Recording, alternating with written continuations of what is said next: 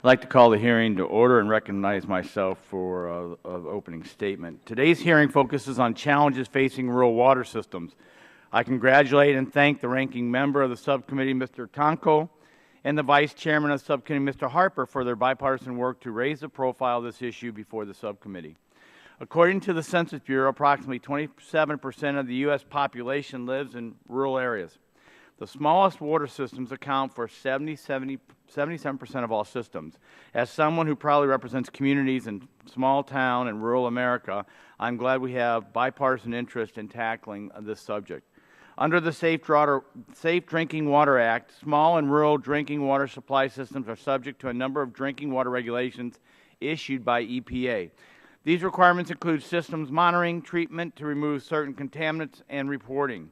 Addressing these matters requires technical, managerial, and physical capabilities that are difficult to develop and are often beyond the capacity of these towns to afford on the same scale as urban centers, particularly when it comes to regulatory compliance.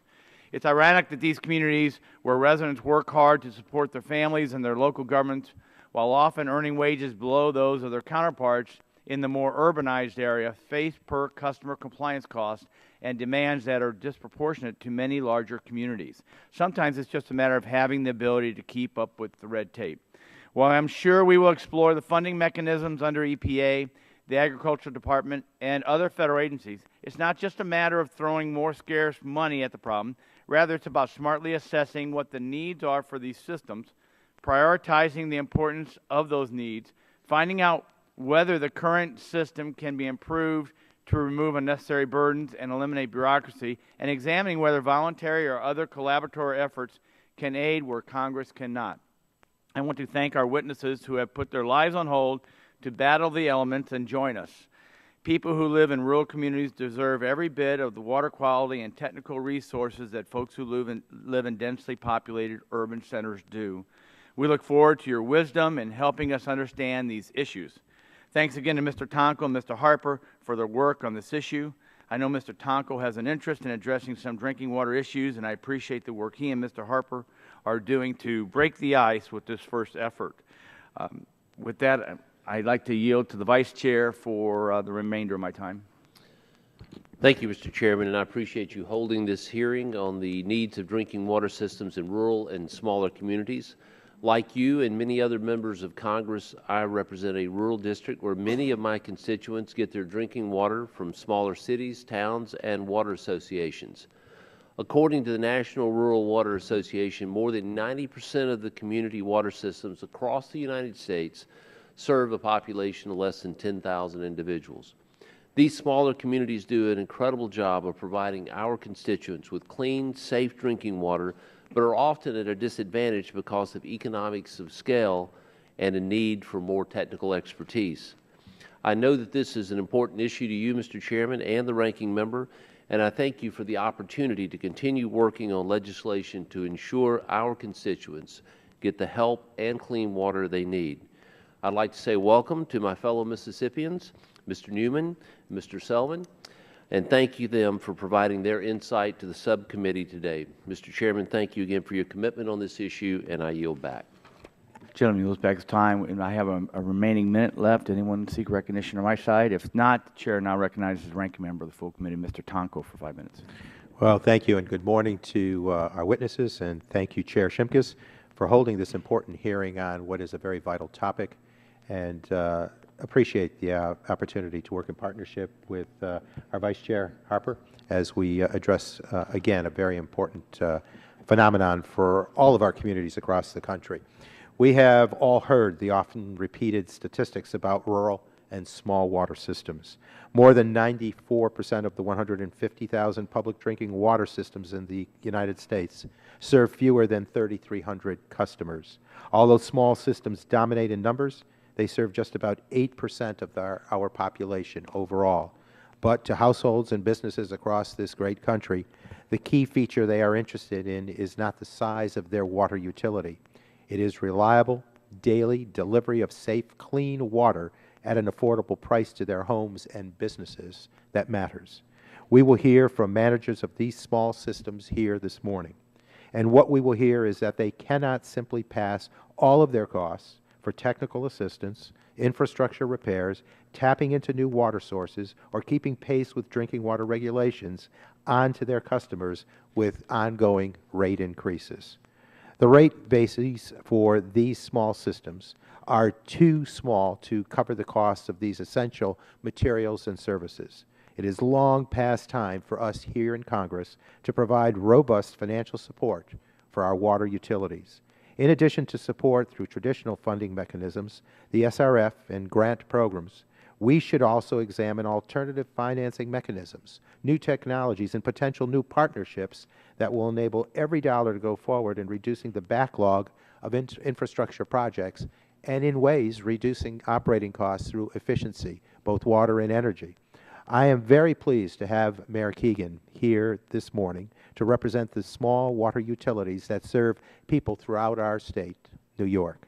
Mayor Keegan and our witnesses from Representative Harper's district in Mississippi will provide us with a glimpse of the challenges they face each and every day in their efforts to deliver clean, safe drinking water to their public. They do a remarkable job in keeping clean water flowing to every home, every day. Water infrastructure is essential. It's the only way to state it. We can afford to do this. We cannot afford to delay these investments any longer. Public health, community viability, and economic vitality all rest on the foundation of a sound infrastructure. We cannot maintain global leadership and compete in a 21st century global economy with 20th century infrastructure held together with a hope and a prayer. We have an excellent panel with us today. Thank you for taking time away from your important work and busy schedules to be here to do your messaging this morning. And thank you, Mayor Keegan, Mayor Newman, Mr. Newman, Mr. Selman, and Mr. Stewart for the expertise and dedication you'll demonstrate to your communities, that you demonstrate to your communities each and every day at work. I look forward to your testimony and to working with each and every one of you as we move forward. And I'm very pleased to be working with the chair of the subcommittee and with our Vice Chair, Representative Harper, and other members of the subcommittee on this very important issue. With that, I thank you, and Mr. Chair, I yield back. Gentleman yields back his time. Chair now looks to the Republican side. Anybody seek recognition? Seeing no one, Chair now recognizing the Ranking Member full committee, Mr. Pallone, for 5 minutes. Thank you, Mr. Chairman, Mr. Tonko. Customers of all public water systems, large and small, wealthy and disadvantaged, deserve safe, affordable drinking water. Unfortunately, public water systems across the country are facing staggering infrastructure replacement costs and emerging threats, including climate change. Resources essential to any conversation about safe drinking water. Much of our nation's drinking water infrastructure is well beyond its useful life and in desperate need of replacement. Investing in drinking water infrastructure protects public health, creates jobs, and boosts the economy. This is particularly important in the case of small and rural systems for which even minor projects can be unaffordable, and I thank the Chairman for calling this hearing to examine some of the challenges these systems face. In 1996, this committee passed amendments to the Safe Drinking Water Act that set a number of programs intended to help small and rural water systems. Those programs focus on capacity development, operator certification, infrastructure funding, and technical assistance. All of them are designed to ensure that customers of small systems receive safe and affordable drinking water. The small pot of money set aside for technical assistance, distributed through grantees such as the National Rural Water Association and the Rural Community Assistance Partnership, have been incredibly important for small systems, and I'm glad that both NRWA and RCAP are represented here today to discuss any changes that might be needed to strengthen the program.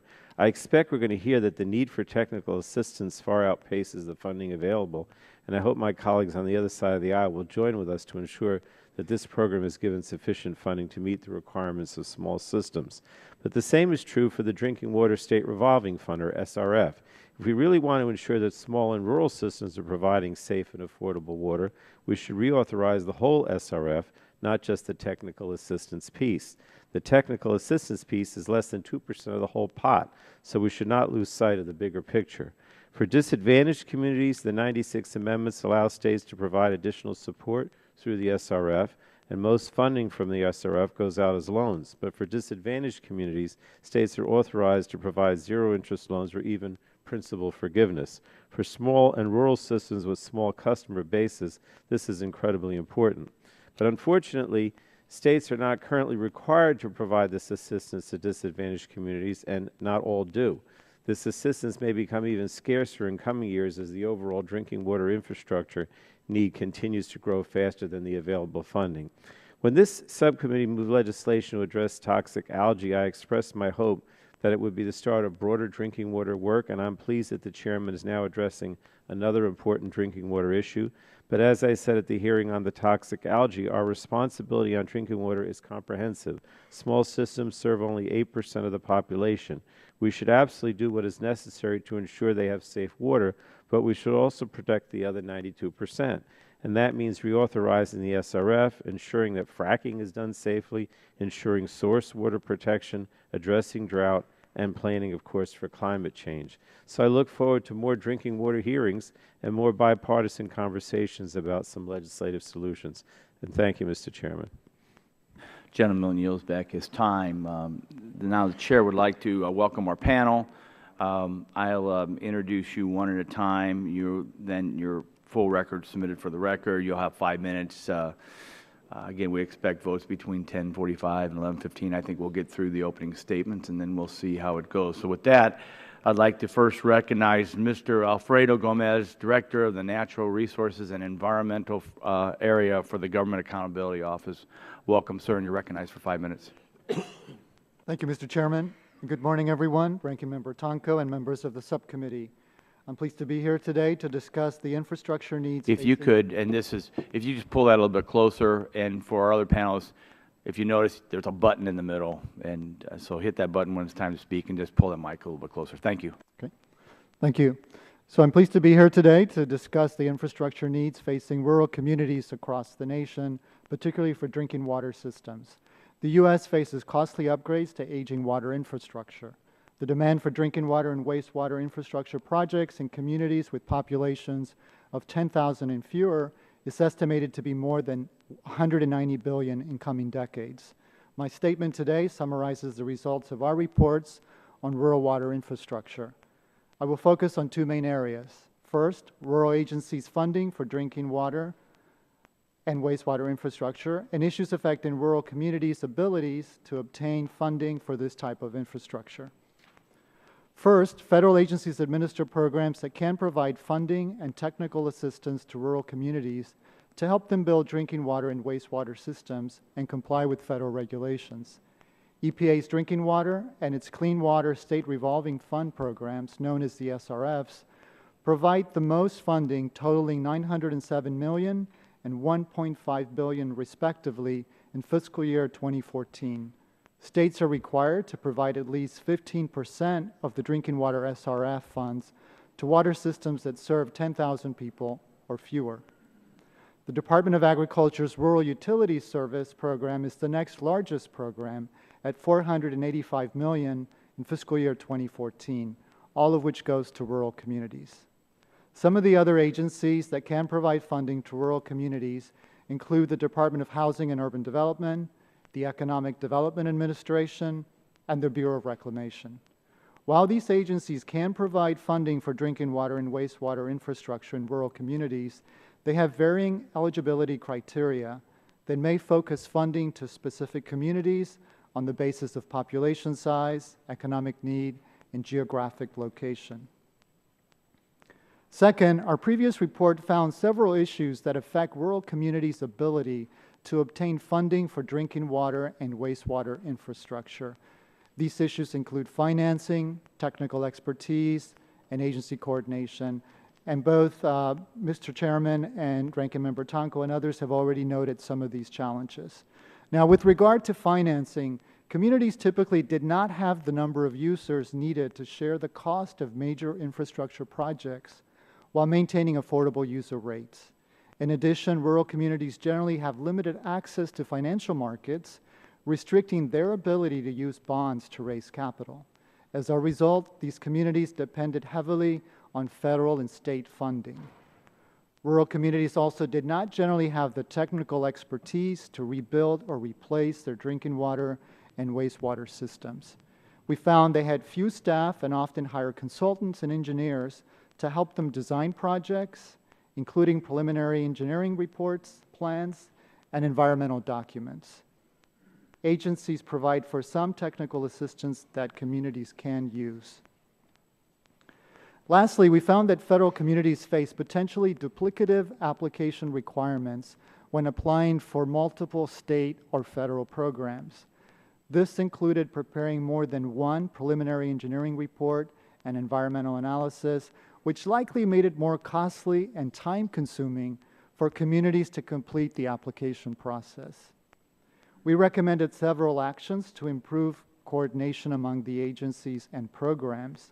In response, as of February 2015, EPA and the Department of Agriculture have developed a uniform preliminary engineering report template that applies to multiple programs.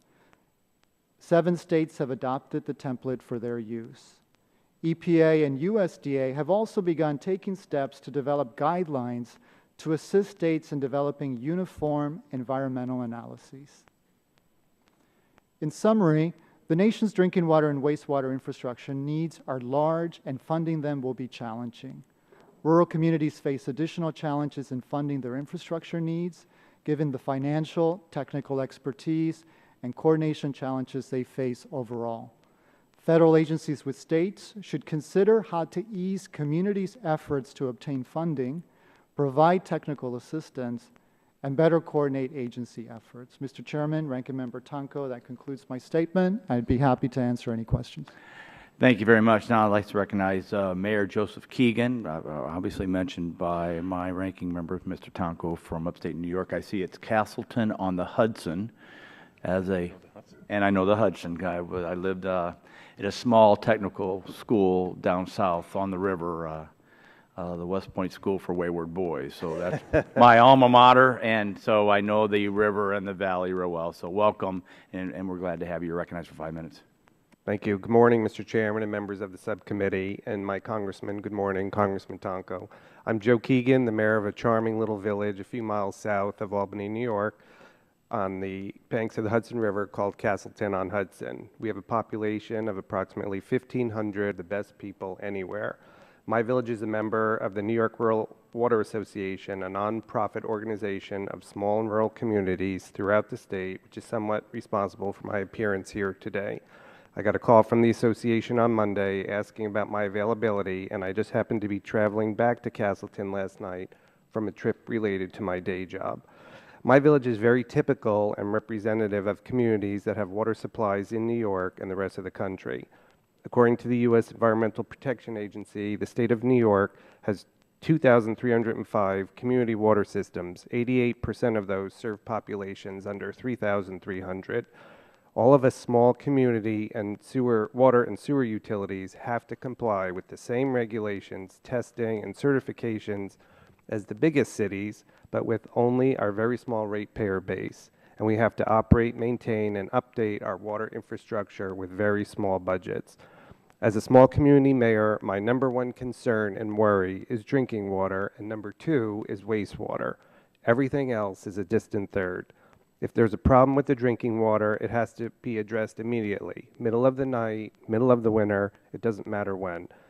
Every citizen, and especially the most vulnerable, depend on the safety of the water, including families with infants, schools, our nursing homes, and people with compromised immune systems. We can't have any contamination of the drinking water. Our sewer system also needs to function properly to avoid any possibility of a sewage spill or sewage backup into people's homes. I would say to you that this really does keep me up at night. Congressman Tonko knows that right now our part of the state is buried in snow.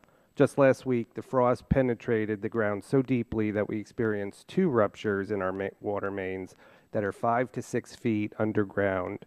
This forced us to issue a boil water advisory where we have to tell families to boil water as well as contact all the schools. They have to cover their water fountains, the press, the nursing home, etc. I actually call as many citizens as I can by robocall. When something like this occurs, we manage the situation around the clock, locating equipment to excavate the frozen ground, repairing the water line, getting the tests to the lab, and waiting for the all-clear results to lift the boil water order. We appreciate the assistance of the subcommittee and Congress in helping us protect the public and successfully operate the public drinking water and wastewater supply through the various funding programs and the on-site technical assistant initiatives. My village relies on this assistance. I want to thank Congressman Tonko for sponsoring the Assistance Quality and Affordability Act of 2014 in the last Congress. Small and rural communities support your legislation because it enhanced the current drinking water state revolving fund by further targeting the funding to communities most in need. We do need help. Everything from financing, regulations, compliance, and the various programs are very complicated for small communities. We don't have financial professionals on staff and often don't understand many of the funding processes. We currently have needs approaching $3 million for our wastewater system. We need new aeration tanks, new sludge drying equipment, and new pumps as our facility is over 30 years old. We need to stop rainwater from leaking into the system and overtaxing our capacity. My water operator is constantly explaining to me the need for these upgrades and his concerns of possible failure. However, we don't really have a way to finance it. It would triple the sewer rates to take out a loan for that much. You can see in the picture at the back of my testimony that we have some very old drinking water pipes that need updating or replacing at a substantial cost. The one in the picture is stamped with a date from the 19th century, and they are still in the ground in parts of the village. We are concerned that without more water line replacement, we are vulnerable to more breaks and crises. And you can see the other picture of a tuberculated pipe we recently dug up that is loaded with corrosion and deposits to the point it is almost occluded. In my remaining time, I just want to emphasize the essential assistance we receive from the New York Rural Water Association and explain why it is so helpful. The association has circuit riders that are on call throughout the state that will come and assist us immediately, including evenings and weekends. The circuit riders are all experts in the technical side of water operations. Just a week ago, we called for help for locating a water leak from a ruptured pipe that could have occurred over any part of a 100-foot water line. The circuit rider has specialized equipment that can detect noises and vibrations underground to locate the exact location of a break. In addition, my operators receive 90% of the training needed to retain their operators' licenses from the New York Rural Water Association. We depend on them just like every other small community. Mr. Chairman, I have a lot more to say, but you have been very charitable with your time and attention to small and rural communities. And on behalf of every small town elected official, we are grateful. Thank you for hearing from us, and I'll answer any questions later. Thank you very much. Since my district mostly has communities below 2,500 people, thank you for those thank you comments, because hopefully they're paying attention also. Those bells signal that we have been called to vote early. I think we'll just break here. We as a Congress, I don't think are going to be in a hurry today. So most of us will all get back here and hear the final testimony and then go into questions. So with that, I'll recess the hearing. It happens. Yeah. I thought that was like a signal to me that my time was up. When I looked out.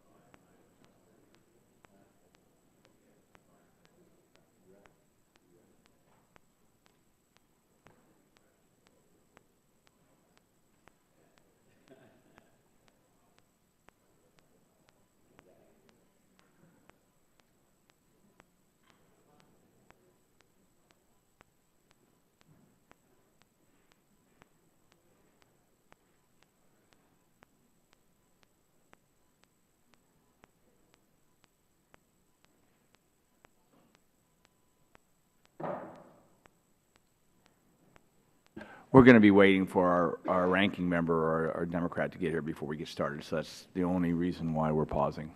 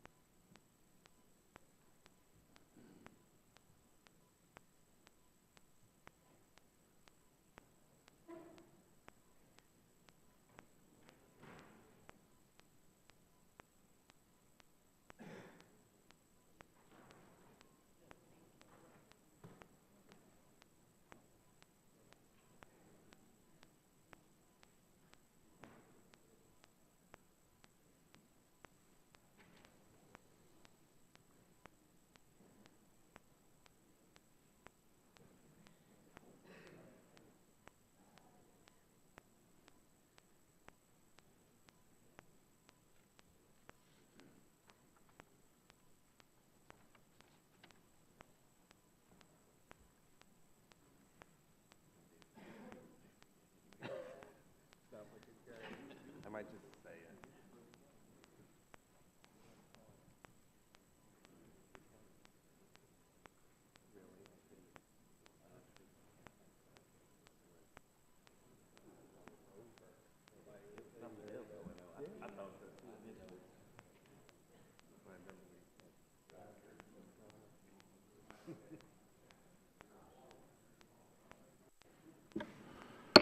We'll call the hearing back to order, and now I will turn to Mr. K.T. Newman on behalf of the Rural Water Association. Sir, you're recognized for 5 minutes. Good morning, Mr. Chairman and members of the subcommittee. Thank you for the opportunity to testify here today. My name is K.T. Newman, and I have been working for or in small and rural community water systems in the Mississippi Delta for nearly 20 years. I first started out as a small city water manager in my hometown of Vaden, Mississippi, which has about 1,000 homes. I then worked for the Mississippi Rural Water Association as a circuit rider for 10 years. In this capacity, I visited every one of the Delta's approximately 500 small communities to help them with their water and sewer problems. Currently, I am working for about 24 small Delta communities, assisting them with their water and sewer utilities. I am honored to be accompanied here today by the mayor of one of these small towns, Mayor Everett Hill from Como, Mississippi. The town of Como has a population of approximately 1,200 persons. The mayor's challenges are compounded by the fact that as a small town mayor, he has a full-time job as a truck driver and has to handle much of the city's issues on his free time. His community has little professional staff because they simply can't afford it. In Como, the wastewater system is failing because of its age and inability to meet its current EPA treatment. The cost to update Como's sewer system to be compliant is approximately $2 million. The Como drinking water system needs an additional $1 million in upgrades. The town was recently fined by the Department of Environmental Quality for failure to comply with their wastewater discharge permit. Currently, the Como wastewater treatment facility is actually discharging only partially treated wastewater due to failure of the current treatment works. Como is just like thousands of other small communities in the Delta and the other states. They need a grant-rich infrastructure program like the USDA's Rural Development Program, and they need access to someone they can trust for technical advice, on-site assistance, and help with managing the funding application process. Mississippi has 1,234 regulated public water systems. Only 2 serve populations over 50,000 persons, and only 59 serve populations over 10,000 persons. More training needs to be provided to small town mayors like Mayor Hill so that multi-million-dollar upgrades that will most certainly tax the ratepayers of these communities can be more readily understood and communicated to these residents who will ultimately be responsible for bearing the financial burden. Recently, many of the small communities in the Delta have received violations for a relatively new EPA regulation referred to as the disinfections byproduct rule. These byproducts are a result of disinfecting their water to make it safe to drink. If these small communities limit or reduce the disinfectant levels of the water, they will most certainly comply with this EPA regulation, but the water may no longer be safe to drink. Once the disinfection byproduct rule is violated, many small communities are forced to spend limited resources to report these violations to the consumers. In the town of Shaw, population 1,900 persons, the community was under a boil water order for over 6 months because of a broken chlorinator needed to disinfect the drinking water. The local schools had to buy bottled water for 6 months. After they called the Mississippi Rural Water Association's circuit rider, Tom Abernathy, they were able to come up with a plan to pay for a new chlorinator, revise the town's billing program,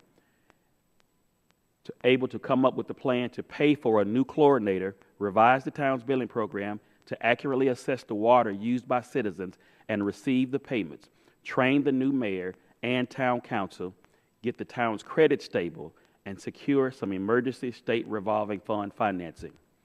In closing, whenever a small community is facing a compliance issue, the complication of a new EPA rule, a line break that they can't find that is causing people to lose water service, an emergency from a storm or power loss, we all call the circuit riders to tell us what it means and what to do.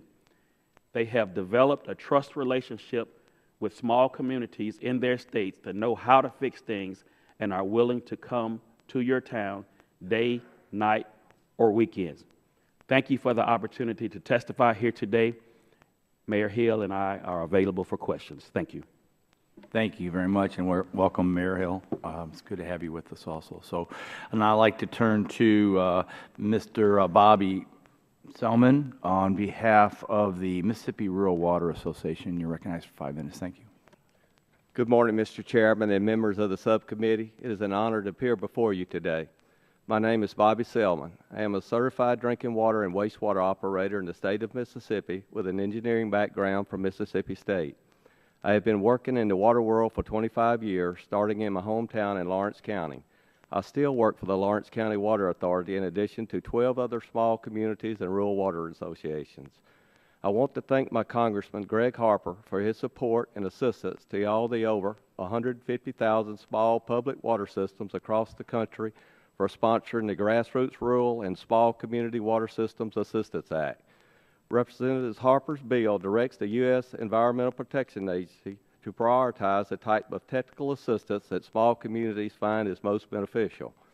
The rural water type of on-site technical assistance is what all the small communities in Mississippi and the other states rely on for help with compliance, operations, emergencies, line breaks, loss of water, setting rates, and training for operator certification. I am told that Congress funds the EPA's internal management budget by hundreds of millions of dollars every year. Small and rural communities want Congress to know that the only benefit we get comes from the small portion of the EPA funding that is directed to on-site technical assistance, provided by what we call circuit riders. What small communities do when they have a question or water issue is call their local circuit rider that they know, trust, and know can give them clear answers. These circuit riders often come immediately on site to small communities and teach them how to fix their problem. There's just no one else out in the field at the local level providing this essential help. After Katrina, 2 of my small communities in Simpson County were devastated. Each served approximately 2,500 people, and they were without power and water. People and communities can get by without power for a while, but not without water. I called the Mississippi Rural Water Association circuit riders, and they found emergency generators for me and delivered them to the communities at no charge. Since the circuit riders know everybody in the state, they were able to borrow some generators from northern communities not impacted by the hurricane and have the generators delivered to get the drinking water and sanitation restored immediately. The circuit riders also have the technical know-how to rig the generator's electrical systems, size the right voltage, and even drive a backhoe if needed to clear the streets and dig up ruptured lines.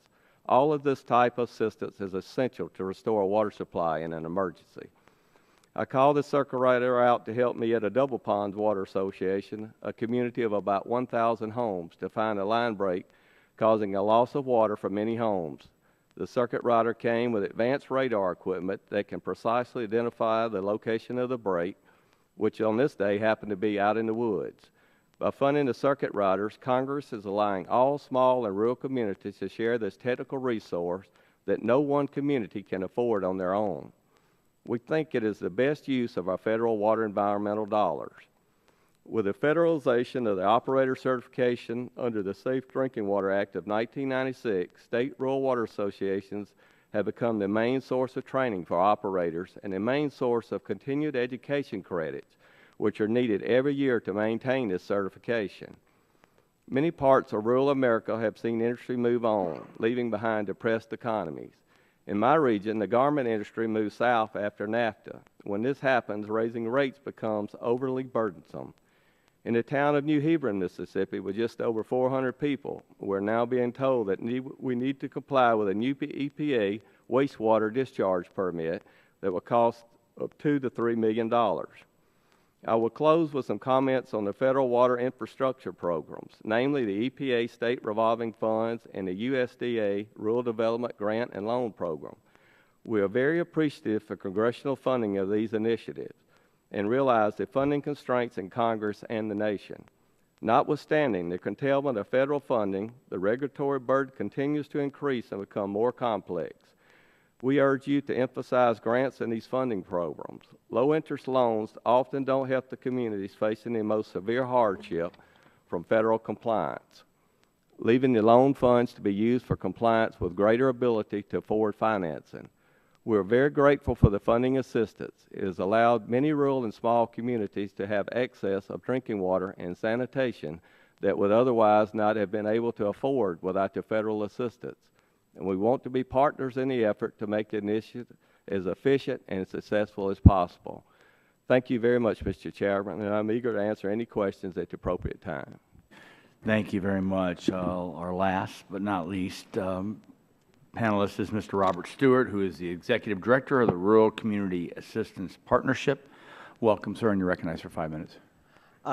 Thank you, Chairman Shimkus, Ranking Member Tonko, and members of the committee. I think the previous witnesses and y'all have done an excellent job at sort of framing the issue. As someone that has worked 20 years with hundreds of communities in Texas, both for the Rural Community Assistance Partnership and the Rural Water Association, and someone who has directed the national program for 10 years, I'm here to tell you that the needs of small communities are many. The resources are limited, but I tell you that the dedication and the determination of small communities to provide their citizens with the best possible water is strong and undiminished.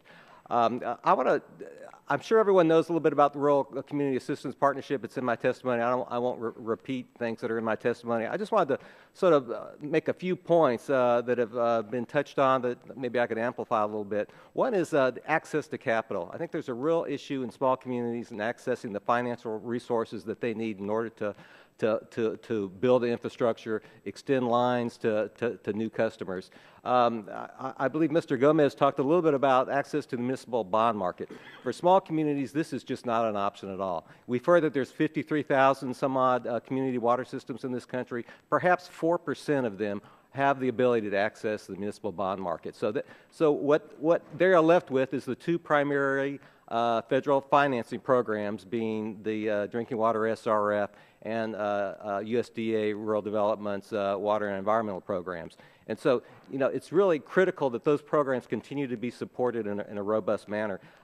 We work a lot with rural development and their water environment program. They are the primary lender in rural communities. They have some 18,000 plus loans out with small water systems. And as you probably know, there's virtually no default on these loans. We take these matters very seriously in repaying the loans that are made to small communities. One of the things that RD has going for them is they have field staff in every state. They have the ability to work directly with the communities. The communities know their local folks in the district and state offices. It's just a more cooperative, easier way to get funding through rural development. Rural development also funds both the Rural Water Association and RCAP to do technical assistance and training. A lot of the staff that work for me around the country work through the application processes and all the requirements that are needed in order to get a loan from rural development. EPA's state revolving funds are also a very important part of the financing scheme for small communities. I think all of you know that as a result of the 1996 amendments to the Safe Drinking Water Act, the state revolving program was formed, and it was mainly to deal with compliance issues. If you look at who is out of compliance or where the most health-based compliance issues are, 96% of those are from small communities. So you would think that, you know, most of the money, or a big portion of the money, would go to the communities, whether they're urban, rural, small or large, that have the compliance issues. But as you can look at EPA's own numbers, perhaps 25% of the funding actually goes to the small communities in this country. You know, we would think that a larger amount of money from the SRF program should be dedicated to economically disadvantaged and small rural communities. EPA does have has a program as a result of the 96 amendments that funds the technical assistance kind of a program that both Rural Water and RCAP have taken advantage of. It's not funded at the authorized level that was authorized 20-some years ago, and so we would hope that you would consider some additional resources for that particular program. I know one of the things you're looking at is what else can be done. You know, what else can we do to work with small communities? There's a lot of other options. One of which both Rural Water and RCAP work on is the sharing of services. How can small communities get together, share an operator, share a manager, share purchasing? How can we look at possibilities of actually, you know, combining systems if they're close? It's very difficult, and one of the problems the funding agencies have is that it's easier for them to make a $10 million loan than 10 $1 million loans. So that sort of hurts small communities even more. With reduced staffing levels in both EPA and RD, there's an emphasis more for the larger loans, which I think adversely affects small communities even more. So I think the regionalization approaches, where appropriate, are important. But the only way those are going to happen is that if you have people like the circuit riders and the technical assistance providers that work for RCAP that are out working with those communities on a day-in, day-out basis to sort of work through those kind of issues. One of the other things, real quickly, because my time's running out, is you talk about tools. I'd like to give credit to EPA for developing a variety of tools and for working with rural development on tools, asset management tools, tools to look at sustainability for communities. Again, tools are important to be developed for use by small communities, but it takes someone in the field, like a Rural Water or an RCAP person, to actually bring those tools out to these communities. And I'd also, if maybe this could be handled in the questions, I know you're interested in WIFIA and some of the other alternative financing programs. I'd be glad to talk about that also. My time's up, though, so I really appreciate the opportunity to be here with you today. Thank you very much, and I'll recognize myself 5 minutes for the starting of the questioning. And just before I start, I'm in my 19th year. My first district was 19 counties. My second congressional district was 30 counties, and now I represent 33 counties out of 102. So we have really been able to access and use the USDA Rural Development and Rural Water, and it's really helped and kind of forced a push to regionalism and kind of closing the gaps of water or addressing the challenges that small communities have, because they just, in rural America, sometimes these communities are shrinking. I mean, they're not growing, they're shrinking, so they're based to keep up, especially with new capital expenses. So that's, in my area, it's been a very, very successful program, and I just throw that out because I have great people work on that, and they've done great work. I'd like to go to Mr. Gomez first. And you've heard some of our witnesses claiming that the drinking water state revolving funds are not being made available to provide safe drinking water to the needs of our most needy communities. Is there a way to measure across the country whether the drinking water state revolving fund is meeting its congressionally intended purpose or authorized purpose? So that's a really good question. What we are aware of is that the drinking water SRFs are required to provide 15% of the funds to these small communities.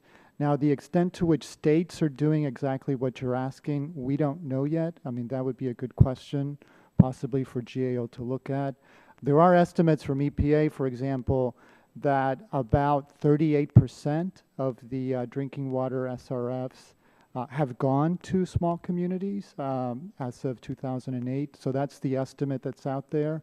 But to the extent that it's meeting small communities' needs, we don't know that.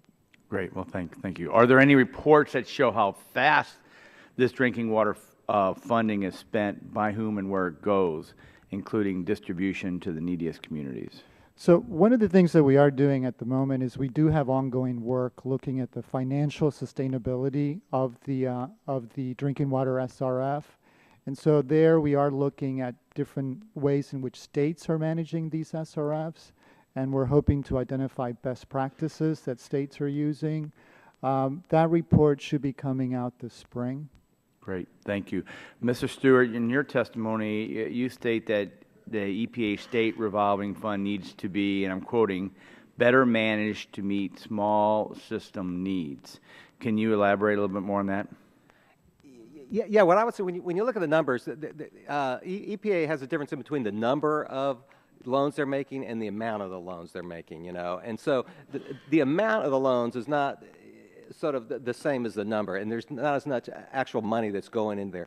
Now, the whole purpose of the SRF was to give the states the latitude to run it how they see fit, and I think most of the members of this committee would sort of agree with that because the conditions are different from state to state. But I would think there's some minimum requirements if we're looking at the high non-compliance rates of utilities, the problems with affordability, the problems with small customer bases, that, just some greater emphasis needs to be paid to providing more funding for these disadvantaged and smaller communities.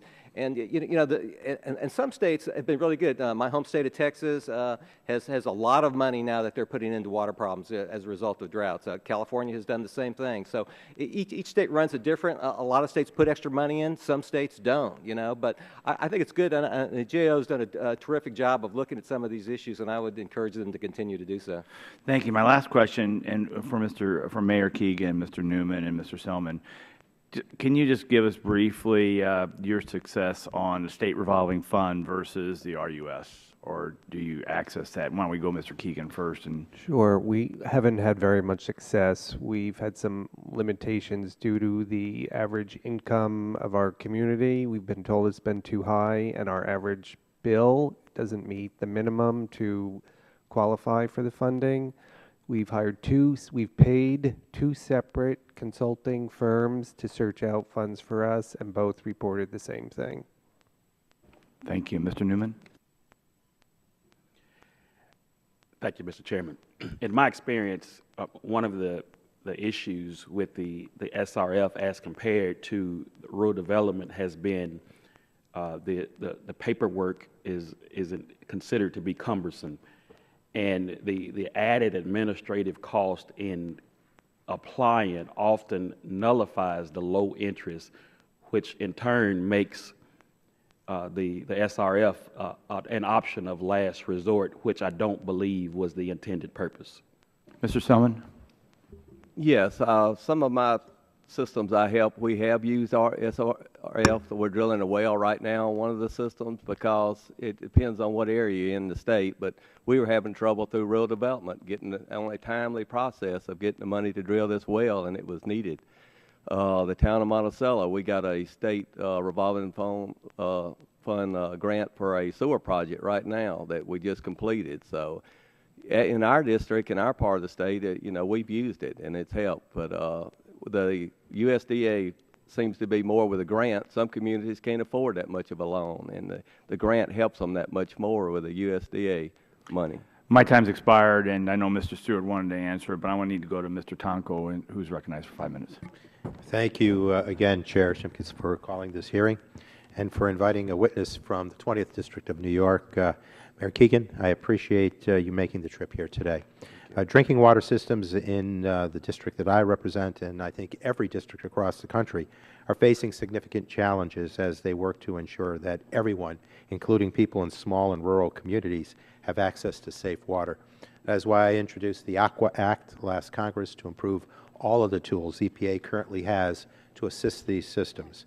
I appreciate the work that my colleague, Mr. Harper from Mississippi, has done on these issues, and I look forward to working with him to get at least some of these changes into law.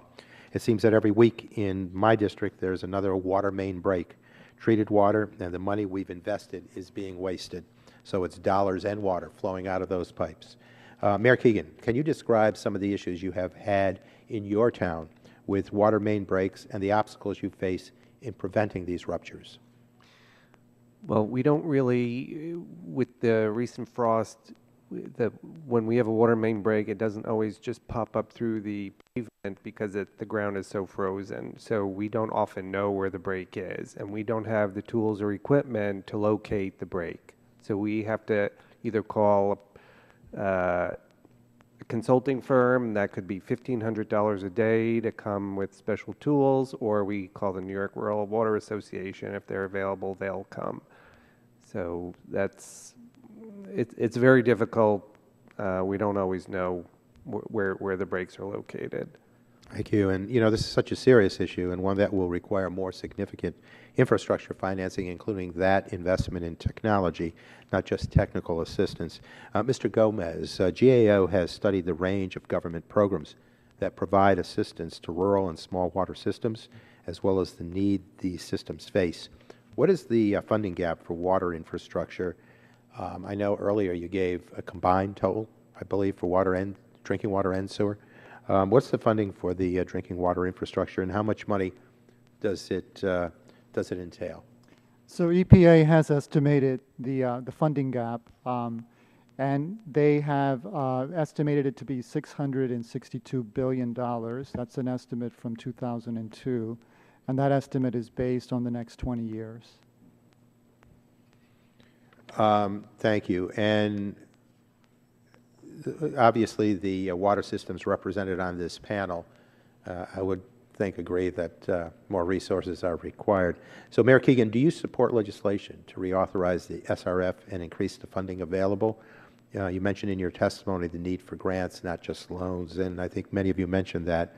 Is it fair to say that your village has reached the limit of its ability to borrow more for the needed funds? Oh, absolutely. We really just can't even entertain a municipal bond at this time. And right now we're only spending our budget items on repairs. We don't have enough money in our budget for replacement of old infrastructure. So we are looking for funding, but it's just been a struggle to find any that. And I assume the SRF is also a favorable thing for you? Yes, absolutely. We encourage the refunding of that.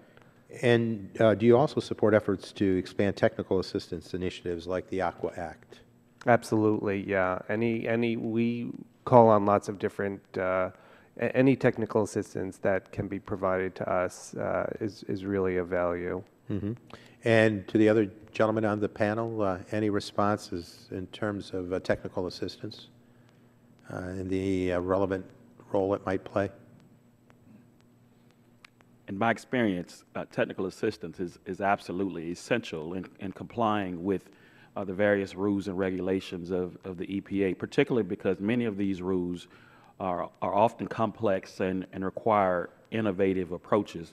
So the training and technical assistance that's provided, for example, by our state rural water associations is indeed an essential component of compliance. And the other gentleman, in terms of technical assistance funding and the SRF? Yeah, very essential. We have, we get mayors and water board managers or whatever, and they need all the training they can get. The secretaries, Rural Water puts on a training for them, to certify them. Every bit of the assistance we can get is very well needed. And Mr. Stewart? Yes, sir. The one point I'd like to make, technical assistance is important also because we need to ensure the investment that the federal government's making through EPA and rural development, and that technical assistance allows people to go out and work with these communities to make sure that those loans are going to be repaid, and also to implement like asset management programs so that the infrastructure and the materials that the utility has is going to be maintained in top operating condition, and so we don't have to go back repeatedly necessarily to replace things that could have been maintained to start with. Right. Well, the Aqua Act that I introduced would cover some of these costs, so I appreciate your comments, and with that, I yield back. Gentleman yields back his time. Chair now recognizes Vice Chair of the Subcommittee, Mr. Harper, for 5 minutes. Thank you, Mr. Chairman. And I can think of few topics more important across the country in every congressional district than the one we're on today. And so thanks to each of our guests who are giving testimony today, and also welcome Mayor Hill and also, you know, just to have each of you here is something that we greatly appreciate. And my dear friend Kirby Mayfield, who's here, who's CEO of the Mississippi Rural Water Association, who's been a great contact and in person sharing information with us. So we're thankful for that. If I could, Mr. Newman, ask you, in your testimony, you talked about the trust relationship that small communities have with circuit riders. As we continue discussing this issue on how EPA could and should help our small communities comply with federal regulations, among other things, would you please take a minute and elaborate on the importance of that trust relationship that our water systems have with our circuit riders? Yes, sir. The relationships that has been established over the years between the rural water associations and the utility managers, the certified water operators, mayors, and small town council has been well established over many years. Prime example, just last evening, a small community in Mississippi, their water well was down due to snow, and they lost power for a significant period of time. And the mayor, of course, customers were calling. It was developing into quite a situation. The mayor contacted me, and I immediately contacted the Mississippi Rural Water Association, and they, in turn, immediately began locating a generator for that town, and thankfully were able to get that generator delivered to resolve that situation. So, in essence, the experience is, if you've got a problem and you don't know what to do, then you call the Mississippi Rural Water Association, and they're there every time to provide the needed assistance. And I'm also glad that you explained to some of our folks, some of our members, that we actually have snow in Mississippi. So that was a surprise to, yes, sir. I think, some. And Mr. Selman, thank you so much for your kind words and your testimony. Thank you. And I look forward to visiting with the Double Ponds Water Association folks next month in D.C. Thank you. You talked about Hurricane Katrina, which impacted our state and Louisiana greatly. It was the greatest, most costly natural disaster ever in our state's history. And you mentioned 2 water systems in Simpson County in my district, and the assistance they received after Katrina. Would you talk for a minute about some of the tools circuit riders have at their disposal that small water systems often don't have or have other access to? I think you mentioned radar equipment. How important are these tools to the survival of our smaller water systems? Yes, very important. Before Katrina, we hadn't had a natural disaster in South Mississippi like that since Camille, I reckon 1969. But we were without power, and we're about 120 miles from the coast, and we were without power about 20 days. And at that time, some of the water systems had started putting in generators, very few, but some had. And you know, like I said in the testimony, you can make it without power for a while, rig up your generator to get the TV on or something, but without water, you can't make it. And we immediately called our circuit riders. They found generators in Arkansas, North Mississippi, wherever they could get them, brought them to us, helped us get them hooked up, and we got water flowing again. Same way with the wastewater. We had some lift stations that you have to pump wastewater that we hooked into those wastewater stations and got water to the lagoon or the treatment plant. The ground penetrating radar you mentioned, they keep one of those anytime we need to locate a line. A lot of these old lines were put in or grown up in trees now. You don't know exactly where the line is. They come out there with this machine and locate that line for us and help us tap it, help us do whatever we need. And that machine's about $35,000. And, you know, most of these little systems don't have the money for that. So what we do, we call rural water, and they help us in whatever needs we need. That's great. Well, thanks to each of you, and great to have all of you here, and thank you for that. And also want to specifically thank Ranking Member Tonko for his assistance as we try to work through these important issues. Thank you. Gentleman yields back his time. Chair, I'll recognize the gentleman from Texas, Mr. Green, for 5 minutes. Thank you, Mr. Chairman, for both you and Ranking Member Tonko for holding the hearing today on the drinking water needs of smaller communities. I represent a very urban district in unincorporated and incorporated Houston, Texas, and we have some of the same problems in our suburban areas that will not be annexed by our cities because the property tax could never cover the cost, and yet they're literally south of Intercontinental Airport in Houston and areas in that district.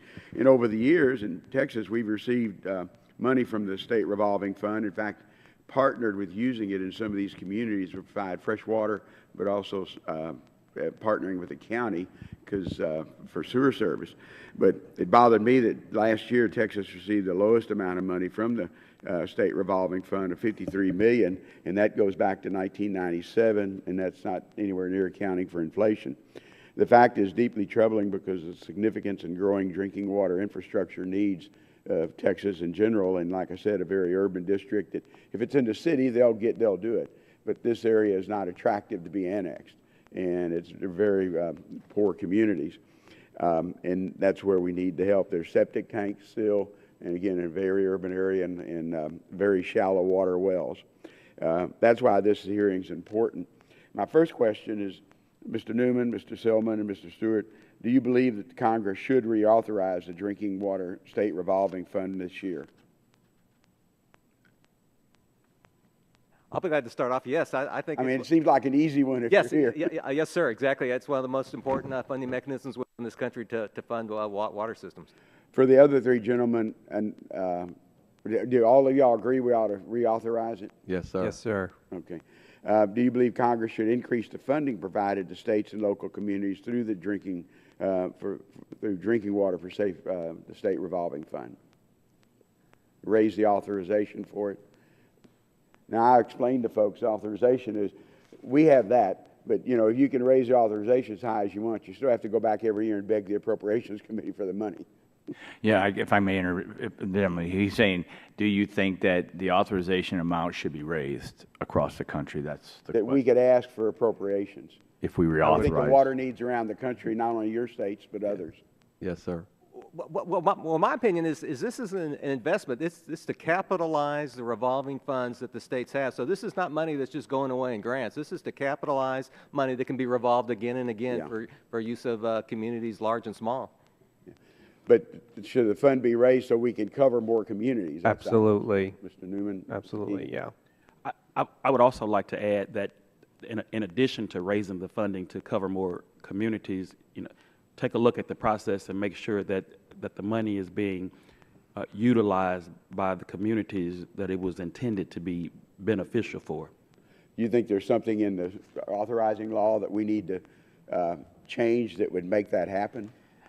I'm not so sure about the process of the authorization of the law as I am concerned about just the implementation of the funds and those things that discourage the smaller communities, you know, in Mississippi that I'm familiar with from pursuing those funds, because these funds were intended to benefit these small communities, and there's a gap, and I think that we all need to just figure out how to bridge that gap.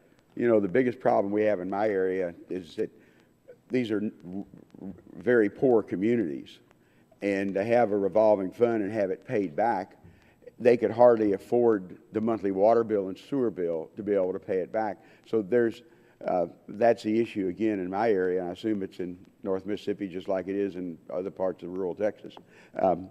Mr. Stewart, you indicated that you worked 2 decades on drinking water issues. And we've had, literally, the last few years, our rain stopped at the Louisiana border, because from Beaumont, Texas, all the way out west, it's been drought. Not as much in the last year, though. We've had good rain in the Houston area, southeast Texas, and all the way to Rio Grande Valley. But we still have problems out past San Antonio, because that's still in a drought area. How would you describe our current state of drinking water infrastructure in Texas?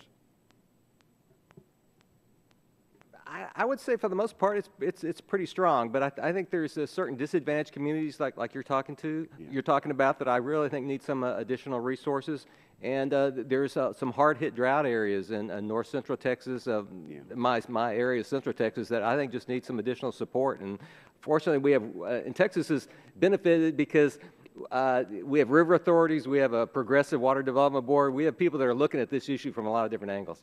Well, and Texas did provide recently, the voters voted for a constitutional amendment to provide for it because of the problems we have. In 2011, Harris County, as much of our state, was in the grips of the drought. During the height of the drought, due to aging water lines, hardening soil, hundreds of water line breakage daily, resulting in billions of gallons of lost treated water. Ms. Stewart, do you have any sense of the economic impact of the 2011 drought had on our state? That's something the GAO might be better to answer, but I know it's been severe economic impact because if you don't have the water sources, you're not going to be able to support the businesses, the growth that's occurring all over Texas. Water is just the foundation of all the economy in this country. I know I'm over time. Thank Way you. over time. We talk a little slow. I thank my colleague. Chair now recognizes the gentleman from Pennsylvania, Mr. Murphy, for 5 minutes. Thank you. I'll talk a little fast, see what I can get in. This is for Mr. Selman or Mr. Newman, and thank you all for being here. Very informative panel. Engineers who serve in some of these rural water systems in my district, for example, in Greene County, in my southwestern Pennsylvania, very rural area, but they tell me that states oftentimes impose their own drinking water requirements, which are far more strict than the EPA standards set forth in the Drinking Water Act. Could you please provide some examples for me where some of these state-imposed requirements that you've seen in your community or other communities go beyond or differ from the EPA standards?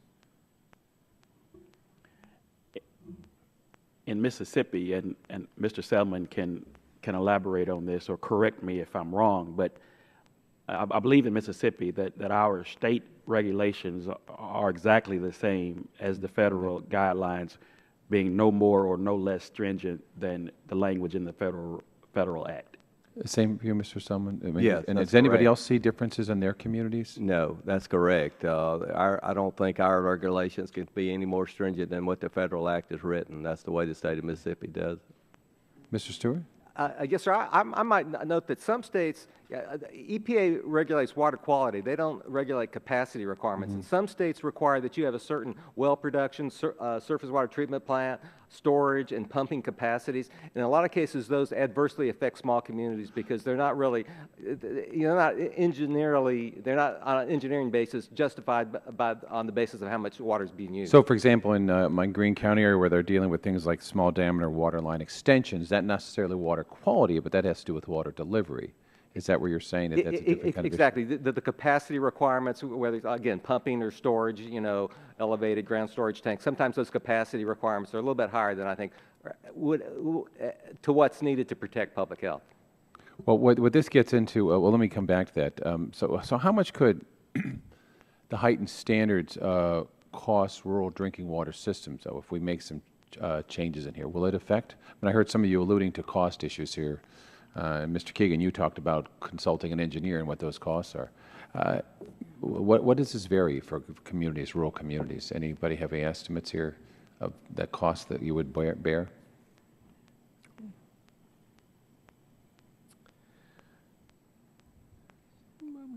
Probably save us on all the consulting fees that we spend looking for funding. Anybody else have any thoughts about this?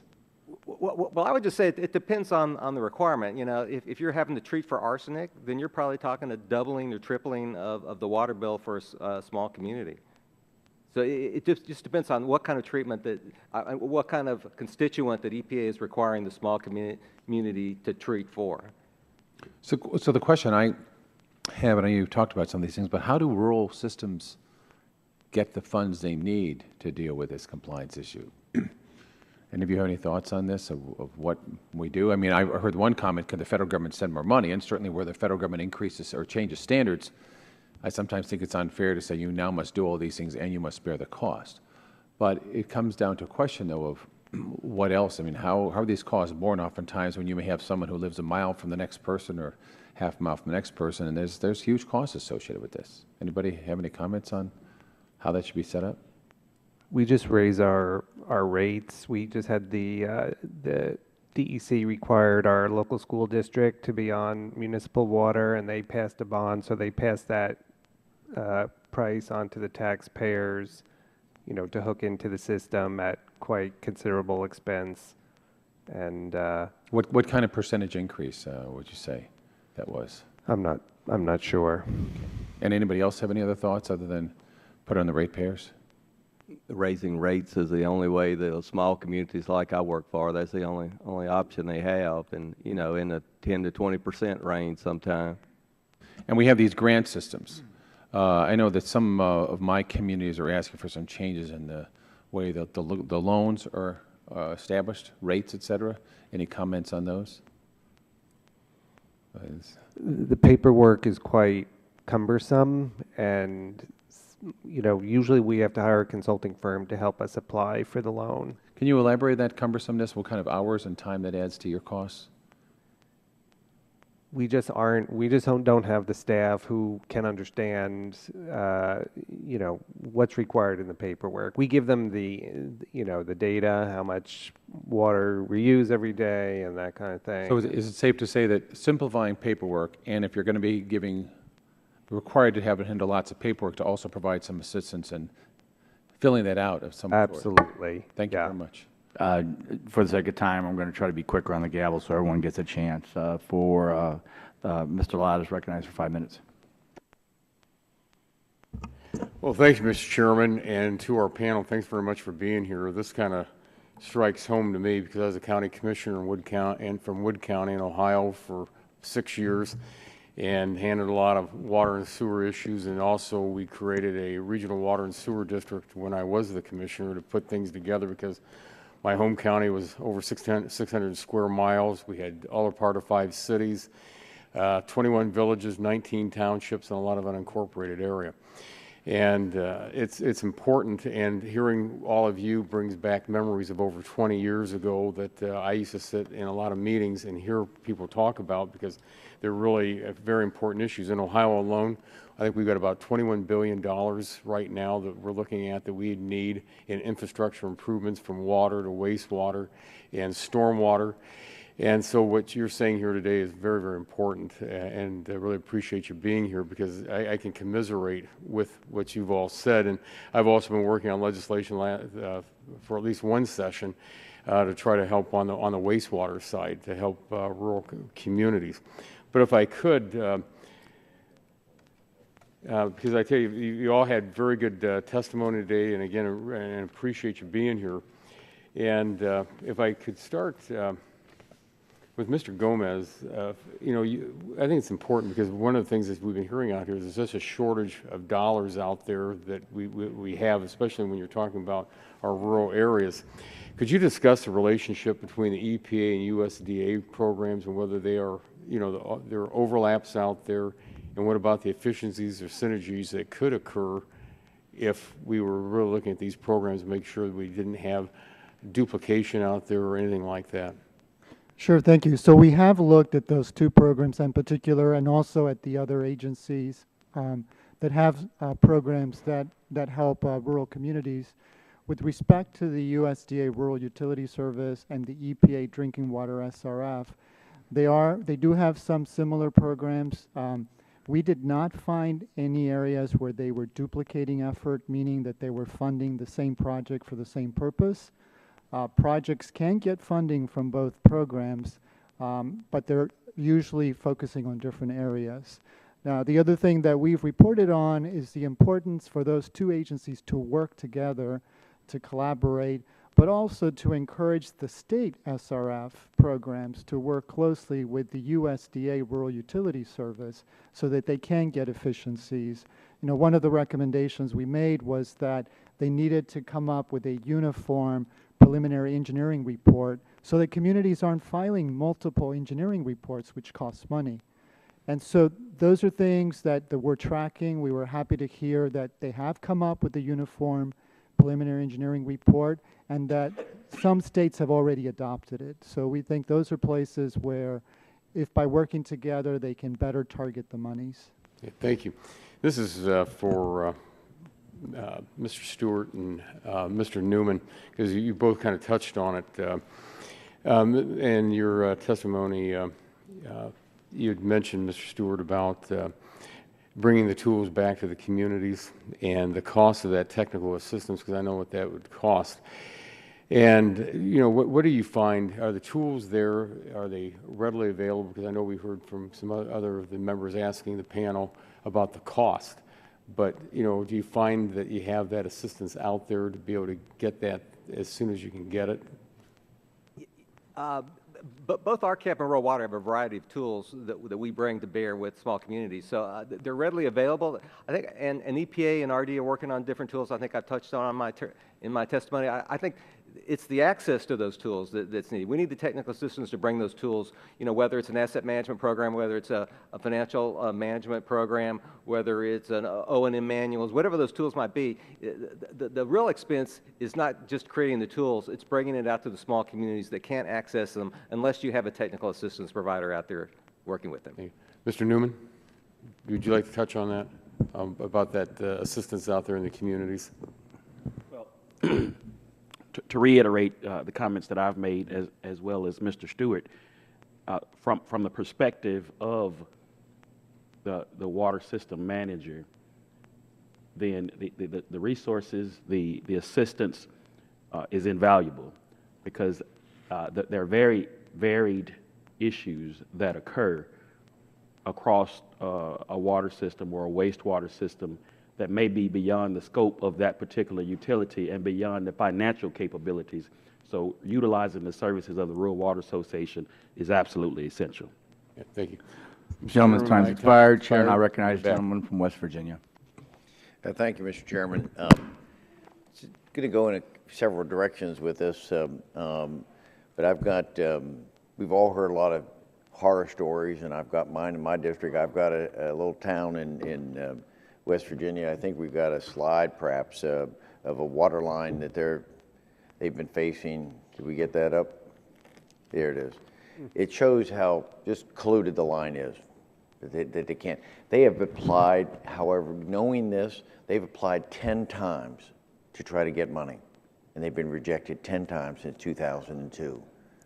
It just isn't their people. We just don't have the money in the SRF. And what I was particularly pleased about was the president this year actually maintained for the most part, the funding from the previous year as compared to what we've seen in the past, where the year before he made a 40% reduction in the SRF because they said the priority was climate change. We've heard that mentioned from the other side of the aisle. They thought climate change was a higher priority than funding our water problems in rural rural America. I'm curious. So I hope someone has seen the light with that. But I'm confused a little bit about the regulatory burden because particularly a lot of you have been talking. This hearing is about rural America, not what's been offered. Is we got to be concerned about the big cities. I'm worried at this hearing that we stay focused on rural America, because here's just a listing of some of the rules. I don't know whether these people. I've designed a lot of sewer and water lines, so as an engineer, I'm quite familiar with this. But we've got things that a city has to take care of: is the arsenic rule, the chemical rule, lead and copper rules, the uranium rule, the filter backwash rule, the groundwater rule, the enhanced surface water rule, the both 1 and 2, the disinfect BIPRAC rule 1 and 2, the surface water rule, total coliform. I could go on and on. These are rules that small cities have to deal with just as well as a larger community of 100,000 or 200,000. So and I've got 3 other communities that they're just trying to find money for operations, let alone install. This one community they're working on like one of you said up there, a 19th century system. They're trying to replace it with that water line right there. Mm-hmm. How can we get money for operations? Because we've got one community in West Virginia, they're dumping raw sewage into the Potomac River because they don't have money to be able to do their maintenance work that they have to do. We've got others. I got another community. They're getting their water through water buffaloes, poured into a cistern so that they have some water with that. This is 2015 in America, but yet we have an administration until this year. Every year for the last 3 years has been reducing money to the SRF. What are we failing? How are we failing our country when we don't put enough money into the SRF? Because that's what I've heard many of you say, we need to put more money into that program. What do we have to do? How much more money? Can any of you suggest where we have to go with that? And I would also add, should we be prioritizing the SRF money for rural communities so that we're weighting them a little more heavily than the big cities?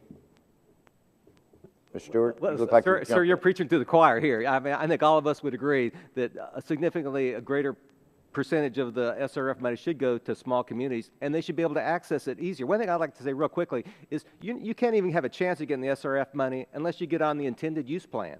And for a small community, how do you get on the intended use plan? I mean, all of us can tell you that's difficult to do. I mean, do you have the technical assistance? Do you have an engineer you're working with, somebody that's going to submit the paperwork? So you even have a chance to get on the money? And that's a problem. That's one thing I said in my testimony. We need some assistance just so these small communities can get on the intended use plan, which is what they do to prioritize money under the SRF. How can we wait? What would be some factors that we might be able to wait so that a small community putting in will be given better consideration than a larger community? Any of your thoughts? Mr. Gomez? Well, generally what GAO always recommends is that you target federal funds to those communities most in need. And so if these are the communities, that's where that's one of the areas that we could target. Okay. Well, I guess we're running out of time, but again, Mr. Chairman, thank you very much for bringing this up. I hope we continue to say this is for small cities. The big cities have their own issues, but they have the resources and the critical mass to be able to take care of it. Our small towns of 400 or 500 people, we're struggling. We better find it. Thank you very much. I thank my colleague, Chair. Now I recognize the gentleman from Ohio, Mr. Johnson, for 5 minutes. Thank you, Mr. Chairman. I represent Appalachia, Ohio, and I don't have to tell you folks probably how rural that is. I hear the horror stories, many of which you've just heard. I could cite similar cases that my colleague from West Virginia, Mr. McKinley, did. Mr. Selman, long before I was elected to Congress, I served 26 years in the Air Force, and I was stationed in Columbus, Mississippi, and you know how rural that area is. So I've seen this for a long time. Mr. Gomez, does the GAO track, and can you tell us in regards to all urban and rural systems, how many municipalities have their systems charge the true cost of providing water to their customers? In other words, how many of them are operating in the red? That's a really good question, and that's always one area that's debatable, right? Whether people are actually paying the true price of what the water cost.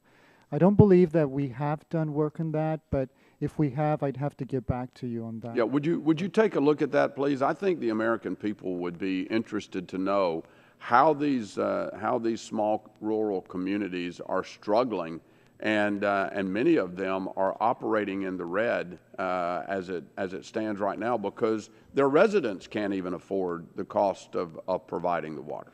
What I can also say is that EPA has estimated that for these rural communities, if they have to undertake these water and wastewater infrastructure projects, their rates will likely be 4 times what the urban ratepayer would be paying. Oh, so absolutely. That's just not affordable. Yeah, and I've got rural areas that are under that exact pressure. They don't have the money because of the economy. They don't have the money to comply with the EPA's clean water mandates and system mandates today. And on top of that, they're being leveled with these fines that they also can't pay. So, I mean, it's like trying to get blood out of a turnip. And I know you guys know what a turnip is. So it's tough. It's tough. Let me ask you a question, Mr. Newman. Your testimony mentions that the town of Como, Mississippi has $2 million in wastewater needs and $1 million in drinking water upgrades that it needs to undertake. What's the annual operating budget of Como? The annual operating budget in the town of Como is approximately $150,000 annually. Okay, all right. And what's the average income of Como residents? Per capita, about $21,000. Okay. Is raising local water rates a realistic possibility? It's a realistic possibility from a standpoint of operation and maintenance, but not from the standpoint of addressing Making these upgrades. That's correct. Yes. Yeah. Okay. And even if you raise the rates operationally and maintenance-wise, would it be enough to cover the cost of providing the service? No. Okay. What is their access to, or are there limits on other funding sources like commercial lending? Now, that's a double-edged question, because the question itself kind of says, well, why don't you go in debt to provide water? And that's certainly not a principle that I subscribe to, but are you considering other sources? By and large, the primary source is rural development, primarily because of the grant component. Other options, as we have discussed, include state revolving fund, even commercial lending. However, as is the case with SRF, commercial lending is 100% loan, and the interest rates on a commercial loan is typically going to be higher than the SRF. But at either case, because of the low economies of scale, a community like Como can't afford to borrow the money necessary to make these improvements. They just don't have enough customers over which to spread the cost. Okay, all right.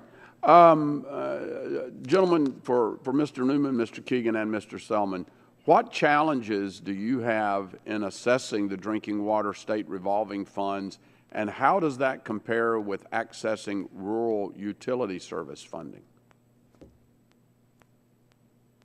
Well, I'll allow these gentlemen to elaborate, but one of the issues, and I think we touched on it as well, you've got more help in applying with RUS as opposed to SRF. The cost of applying for SRF, you may have to utilize services from a consultant, which adds to the cost, and that's typically not the case with the rural development process. Okay. Mr. Selman? Yeah, well, we've been able to use some SRF money. Our engineer takes whatever they allow as that consultant amount, whatever they allow for attorney, for an engineer, or whatever, he does the paperwork for whatever that is.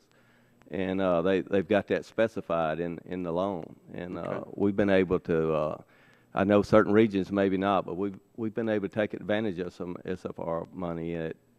We were having trouble getting money through rural development. Thank you, Mr. Selman. My time has expired, but Mr. Keegan, you want to respond? We've had a lot of trouble just accessing funds from either program. In New York State, a lot of the funding goes to communities that have some sort of citation, some problem with their system. Our engineers work very hard to keep our system smooth running, so we're sort of at the bottom of the pile. So thank you very much. Mr. Chairman, rural America knows how hard it is to get blood out of a turnip, and I appreciate you having this hearing so that we can shed some light on how difficult it is to do this. Thank you very much. Well, thank you very much, and I thank my ranking member and my vice chair, who is trying to lead this charge too. Last but not least, Mr. Kramer from rural state of North Dakota. So you're recognized for 5 minutes. Thank you, Mr. Chairman from Illinois and ranking member from New York, for acknowledging rural America and for reminding us there are other rural places that are better known for their urban centers. It's good to have an alliance. My colleagues, or my constituents with the North Dakota Rural Water Systems Association would be very proud of all of you. You've done a great job today, and I've felt right at home, even with the unusual accents. But it's a reminder that there are some things we work together on and that are very important. And I won't I won't delay except to tell you that we hear a lot. I hear a lot about the Circuit Rider program from our folks, and I think you raise a very important issue. And I think it's incumbent upon us now as policymakers and eventually appropriators to look for opportunities to prioritize some of the programs you talked about within the context of the entire Act. And given the constraints, the financial constraints we have, we do have to be a little bit creative, but certainly we can reprioritize. I want to just ask for maybe a little bit of elaboration on one point. I thought the GAO report was fantastic, frankly, and I think that it was. It's nice to see the alphabet soup, as my constituents often refer to it, and see that there's both recommendation, findings, and then response by multiple agencies that have a tendency perhaps to create extra burden by virtue of requiring, sort of uniform processes, but not in a uniform way. And so the Uniform Preliminary Engineering Report template, I think, is a great tool. And I think at a time when our constituents really are looking for an efficient, effective government, this is a good example. And I raise it because I wonder how many more times we could duplicate this throughout the system. One of the frustrations I've seen in the last 2 years here is not just with EPA and USDA rural development, certainly. In fact, there are many others that have more. I just hope that we could, as a House, as a Congress, and as public officials at every level, look for more of these types of opportunities where the public can go, wow, that makes perfect sense. Because right now they look at it, and I'm sure you all do, and say, you mean I have to hire the engineering firm to do the exact same thing all over again for another agency and pay them the same? So I guess mainly what I want to say is thanks for that. I will want to be monitoring that very carefully to see how it works out, and I know you will as well, Mr. Gomez, because I think therein lies the nuggets of opportunity to demonstrate functionality of government in a way that people expect of us and that we haven't probably done so well. Thank you. And we are tracking that, by the way. It's part of our tracking that we do every year because we want to make sure that those agencies are making progress and that it's helping the communities that are in need. Well, thank you for that. And again, thanks to all of you. And I will leave some time on the clock and and just thank you for being so patient to hang around with me this long. Thank you. I yield back. Gentleman yields back his time. It looks like we're about gone. You have anything else you want to say and take an opportunity? Thank you, Mr. Chair. I just want to commend the entire panel. I think what you shared with us is not only great insight, but advocacy for what is a very high priority. And you've done it through that frontline experience. So it provides an extra bit of impact, I think, on the decisions that are made here. But thank you for reinforcing what we have understood to be a problem, and this is a very high priority problem, I would think, for the country. So thank you very much, and I was impressed by all the statements that you've made and the responses that you've provided.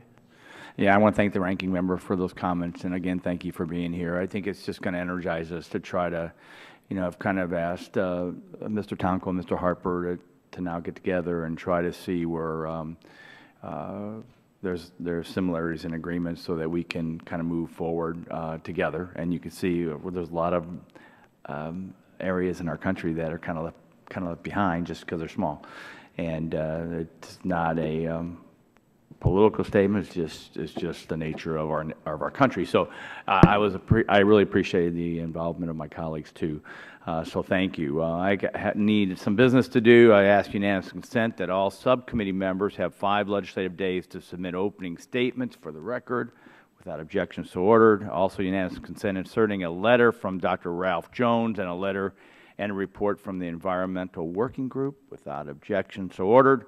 And remind folks that members of the committee have 10 days to submit written questions for the witnesses to be included. You may get some as follow-up. We'd ask that you would answer those and return those if you can, and that is without objection, so ordered. And with that, the hearing is adjourned.